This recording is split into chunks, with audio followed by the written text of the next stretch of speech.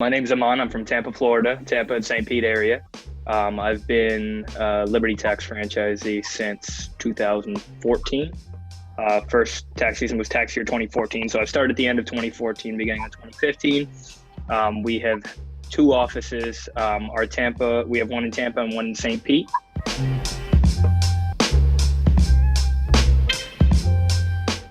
Before, typically our marketing consisted of mainly the yard signs. Door hangers were almost completely ineffective for us, and trying to have someone go out, making sure that they're doing their job, instead of whatever else they could be doing.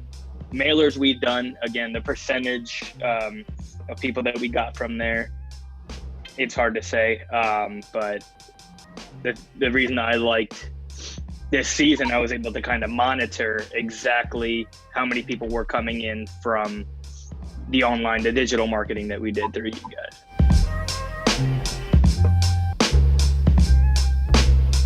So initially, I hadn't really heard too much about it, but I had a friend, another franchisee, who was moving forward with it. And when I talked to him about it, he set me up on a call with you, and I think I just liked what I heard, and I think that the industry in general, not just our particular office, but like you said, anyone who's been in the industry for a little bit of time, once you do a couple of tax seasons, you kind of understand how things are done, where your clients are coming from, and things like that. And this just sounded like an opportunity for us to kind of tap a market that we hadn't necessarily tapped into yet. Everything was kind of stagnant, and we weren't really seeing a lot of growth year over year, which was expected, but you also don't want to see a decline. You don't want to see your numbers drop by 10, 20%, whatever it is. And so what I really wanted to do was kind of bring in a change our marketing strategy to try and bring some new clients in that maybe we lost over time, or that just hadn't been in at all and hadn't given Liberty a chance.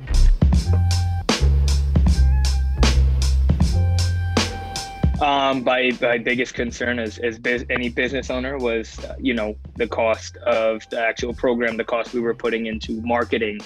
It was am I going to see a return, or did I just spend all this money in something? Because typically when you go towards, those yard signs and things like that, it's ineffective, but the cost of that, doing that isn't, significantly high. We can get a few hundred signs for, a couple $100.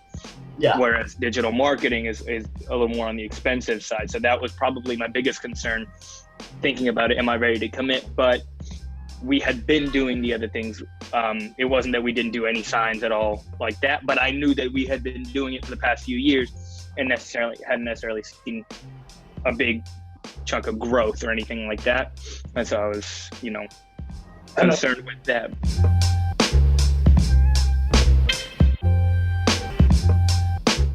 So I had worked out the cost of what it was going to cost me, and it was somewhere I needed to get at least 14 to 15 brand new tax returns along our average net fee. So the way I did the numbers, I was like, if we get 20, the program paid for itself. I didn't make a ton of money off of it, but my cost was covered.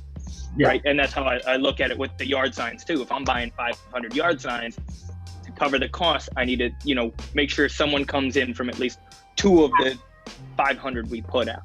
Yeah. Now, where they put out or not, that's a story. So, but with that, 20 was our break even, and I remember about, I want to say a week and a half left in the program. I checked it, and we were something at like 28, I think, where we had seen come directly from there. Out of all of the marketing tools that we used this season, this was the one we monitored the closest, and I'd say it was very easy to monitor because of the way everything was set up, the way it was fed.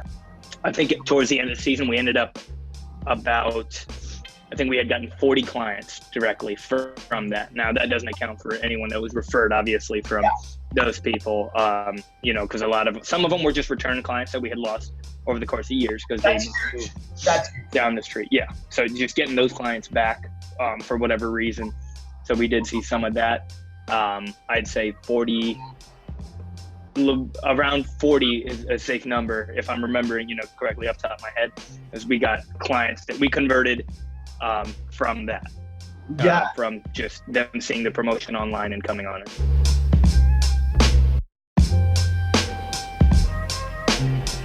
I'd say that was one of the positives from the program in general. I think, I guess my real point of contact was just you pretty much the entire time. So it was, anytime, could be 8 o'clock at night, 9 o'clock at night.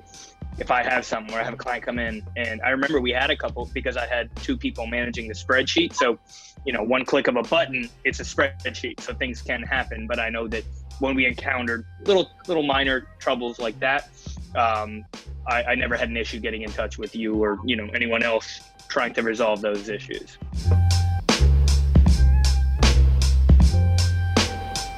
So with the phone scripts, I'd say that was another thing that honestly I forgot to even mention, but it was great. I usually take the scripts that corporate provides and then put more of a personal touch on it anyway. And this kind of already had that built in, where it was fairly obvious that it was someone from the industry had collaborated, and because what your clients are trying to hear, what we have to say to them to get them to come in the door. So based on that, I'd say they were a lot more effective than something you might just get from like a generic, office, because it's also the fact that, our corporate office, they got 4,000, 5,000 offices all over the place. So they have to come up with a script that's going to kind of cater to the general mass. But as a business owner, once you learn your business, how you need to speak to your clients, and what's going to get them to come in the door, what motivates them, what gets them out of bed.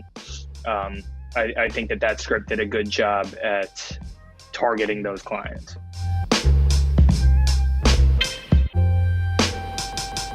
I'd recommend it. Again, complete honesty. And you said it too, like my biggest concern, which I think I didn't have really any other concerns. I knew digital marketing was, my concern was, is it going to target my clients, or am I going to be catering to someone who's not necessarily one of my clients? It's just, that was one concern. And then the cost, but I mean, the cost is, you have to decide, I think I need this many clients at this price point. And I could have gone with a lower spend for the marketing if I wanted to. But at that point, being that far and spending that much money, and, asking for genuine recommendations, I'd say I made some money. And I don't see why, someone else might not be able to. It brought in a lot of people that we may not have generally contacted. And it gave us the opportunity to try and pursue more clients directly rather than just generalizing our marketing to the public. I'm pumped. I'm looking to see what you guys have that's new.